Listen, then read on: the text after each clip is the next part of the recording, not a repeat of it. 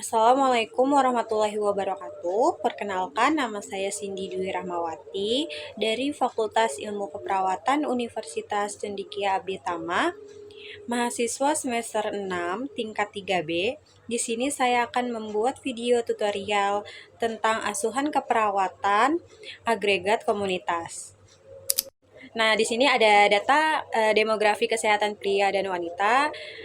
Terdiri dari daftar pertanyaan untuk dewasa berusia 18-59 tahun, lalu ada petunjuk pengisian jika ia di checklist dan jika tidak di checklist. Yang pertama itu ada data demografi, berisi nama, jenis kelamin, usia, agama, status perkawinan, suku, tingkat pendidikan, pekerjaan, dan penghasilan. Selanjutnya ada 8 subsistem komunitas. Yang pertama itu ada lingkungan fisik, yang kedua ada layanan kesehatan, yang ketiga ada ekonomi, yang keempat ada transportasi, yang kelima ada politik dan pemerintah, yang keenam ada komunikasi, yang ketujuh ada pendidikan, dan yang terakhir ada rekreasi.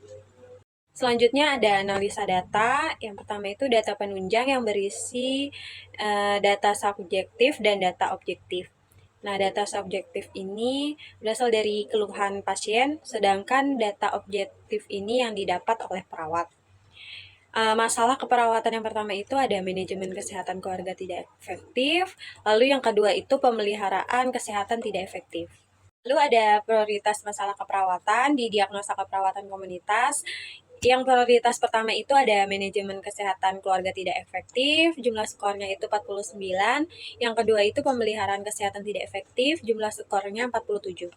Lalu selanjutnya ada diagnosa keperawatan. Nah, di diagnosa keperawatan ini berdasarkan prioritas masalah. Yang pertama itu ada manajemen kesehatan keluarga tidak efektif, ditandai dengan data subjektif dan data objektif.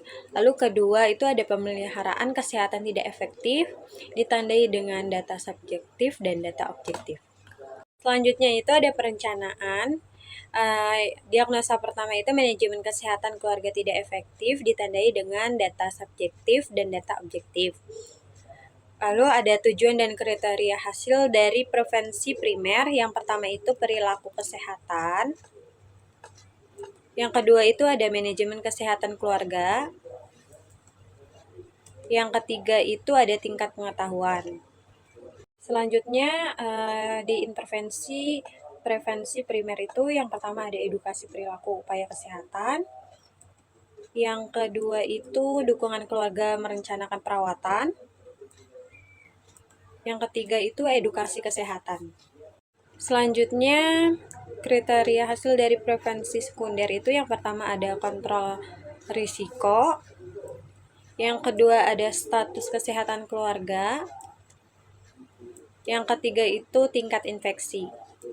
Lalu ada intervensi dari prevensi sekunder. Yang pertama itu ada identifikasi resiko. Yang kedua ada pelaporan status kesehatan. Dan yang ketiga itu pencegahan infeksi. Lalu selanjutnya itu ada kriteria hasil prevensi tersier. Yang pertama itu ada perilaku kesehatan. Yang kedua itu status kesehatan keluarga. Dan yang ketiga itu tingkat kepatuhan. Selanjutnya ada intervensi dari prevensi tersier. Yang pertama ada manajemen perilaku. Yang kedua ada pendampingan keluarga. Dan yang ketiga itu dukungan coping keluarga. Lalu diagnosa yang kedua itu ada pemeliharaan kesehatan tidak efektif, ditandai dengan data subjektif dan data objektif.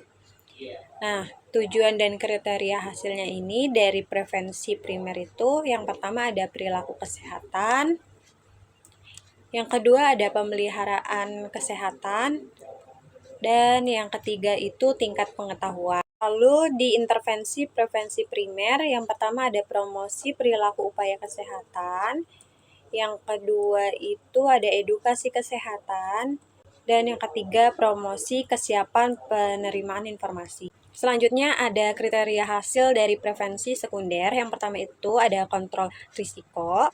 Lalu yang kedua itu ada status kesehatan keluarga. Dan yang ketiga itu tingkat infeksi.